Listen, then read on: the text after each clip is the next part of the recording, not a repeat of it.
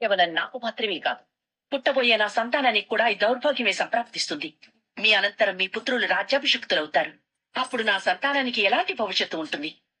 Mahabharatam serial first ఎపిసోడ్లోనే దాసరాజుతో కాకుండా Satyavathi conditions పెడుతున్నట్టు సీరియల్లో చూపిస్తారనమాట. అది చాలా తప్పు.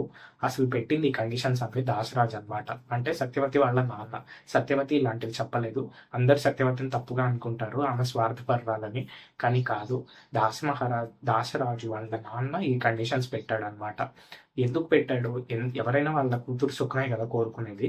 సో దాసరాజు కూడా అంతే, తన కూతురు సుఖం కావాలనుకున్నాడు. ఇప్పుడు భీష్ముడు ఉన్నాడు, అంతటి పరాక్రముడు.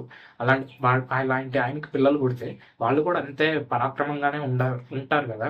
సో అలా అలా వాళ్ళకి కంటిన్యూ అవుతుంది. కానీ రాజ్యం సత్యవతిని పెళ్లి చేసుకుంటే తన పిల్లలకు కానీ తన పిల్లలకు కానీ అసలు ఎప్పుడూ రెస్పెక్టే దొరకదు. అందుకని దాసరాజు అలాంటి కండిషన్ పెట్టాడు అనమాట. తర్వాత ఏం జరిగిందో రేపు తెలుసుకుందాం. జై శ్రీకృష్ణ.